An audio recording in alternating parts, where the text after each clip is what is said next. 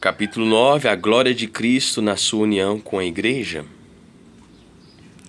A nossa união com Cristo é tão real que, na visão de Deus, é como se nós tivéssemos sofrido o que Cristo sofreu, sofrido para redimir a igreja. Ele agiu gloriosamente quando levou em seu corpo os nossos pecados sobre o madeiro e sofreu pelos pecados uma vez por todas, o justo pelos injustos, para conduzir-nos a Deus. 1 Pedro, capítulo 2, versículo 24. 1 Pedro, capítulo 3, versículo 18. O propósito do nosso santo e justo Deus foi o de salvar a igreja, mas o pecado dos seus remidos não podia ficar impune. Foi necessário, então, que a punição para esse pecado fosse transferida daqueles que a mereciam, mas não podiam suportá-la, para aquele que não merecia, mas poderia suportá-la. Esse é o fundamento da fé cristã e toda a revelação divina contida nas Escrituras. Vamos examinar ainda mais um pouco essa verdade e considerar como ela está cheia da glória de Cristo. Não é contrário à justiça divina que alguns sofram punição pelos pecados de outros. Por ora, confirmei essa afirmação apenas dizendo que Deus, que não faz nada errado, sempre agiu assim. Quando Davi pecou, 70.000 homens foram destruídos por um anjo. Então Davi disse ao Senhor: fui eu que pequei e cometi iniquidade. Estes não passam de ovelhas. O que eles fizeram? Que o teu castigo caia sobre mim, sobre a minha família. 2 Samuel 24, 17.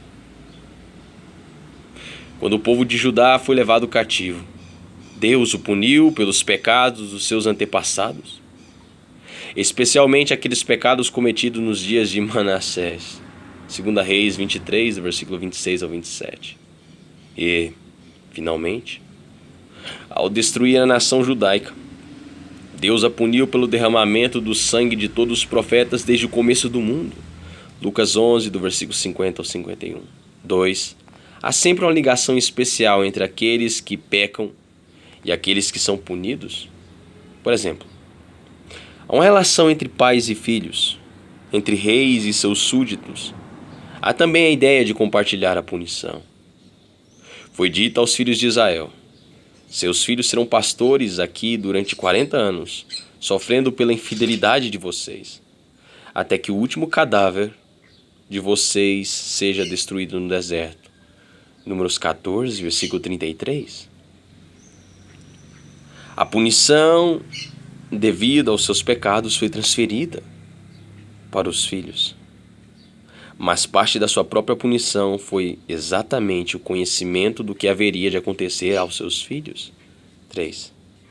Há uma união maior e um relacionamento mais íntimo entre Cristo e a igreja do que existem em qualquer outro vínculo no mundo. Isso pode ser visto de 3 formas. Primeiro, há um elo natural de ligação entre Cristo e a sua igreja. Deus fez todas as coisas, Deus fez todas as pessoas de um sangue. Atos 17, 26. Cada um é irmão e vizinho do outro. Lucas 10, 36. Essa mesma relação existe entre Cristo e a igreja. Portanto, visto que os filhos são pessoas de carne e sangue, ele também participou dessa condição humana para que, por sua morte, derrotasse aquele que tem o poder da morte, isto é, o diabo.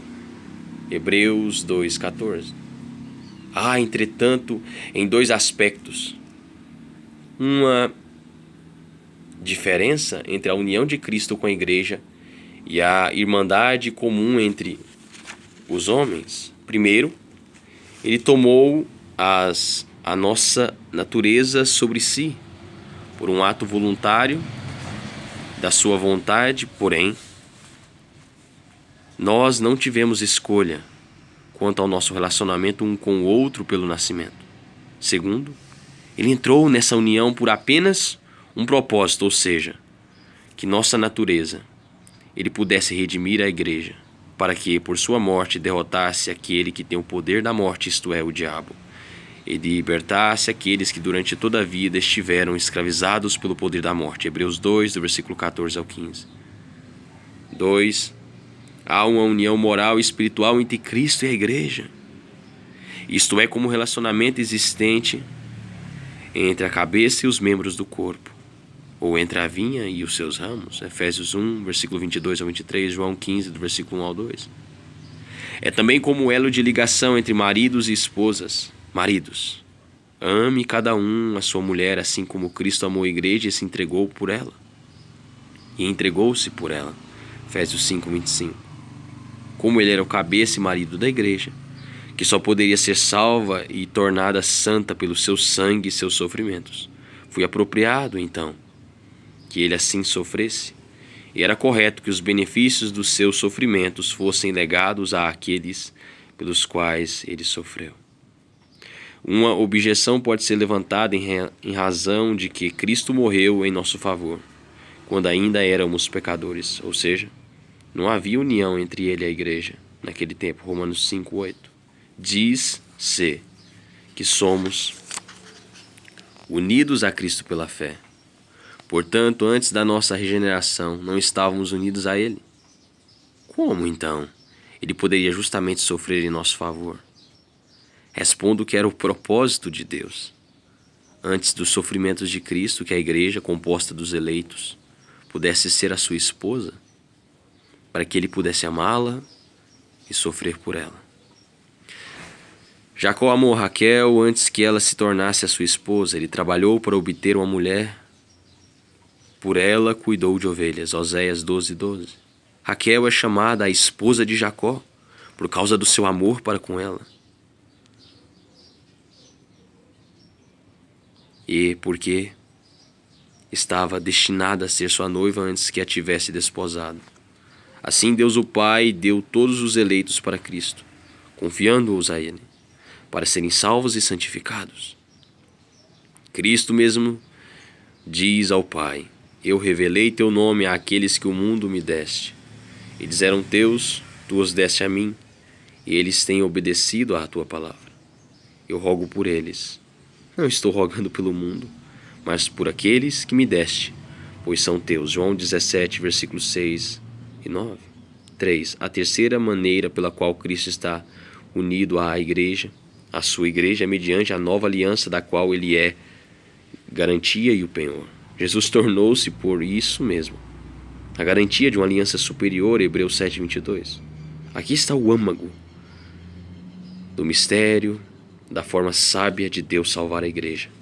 A transferência dos pecados dos pecadores para Cristo, que é de toda maneira inocente, puro e reto em si mesmo. É a vida e a alma de todo o ensinamento das Escrituras. O que Cristo fez por nós o torna glorioso para nós. Vamos considerar a justiça de Deus ao perdoar os nossos pecados? Todos os eleitos de Deus são pecadores. Como pode Deus ser justo, então, se ele os deixa sem punição, vendo que não poupou os anjos que pecaram, nem Adão quando ele pecou no princípio?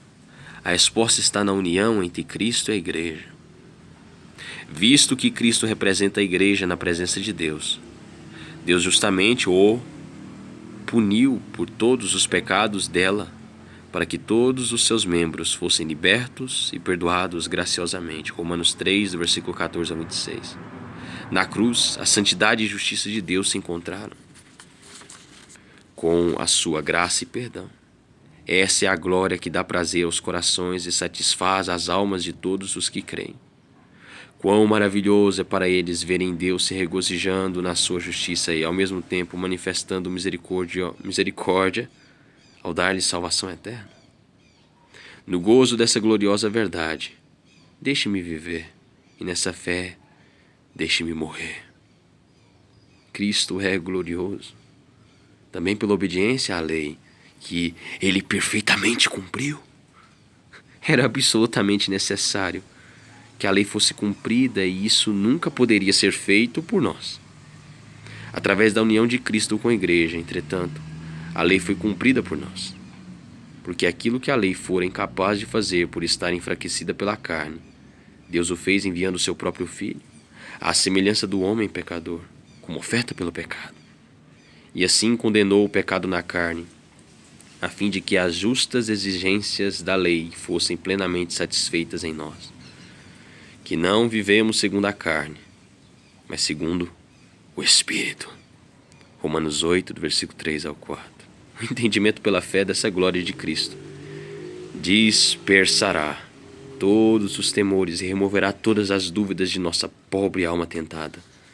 Tal conhecimento será uma âncora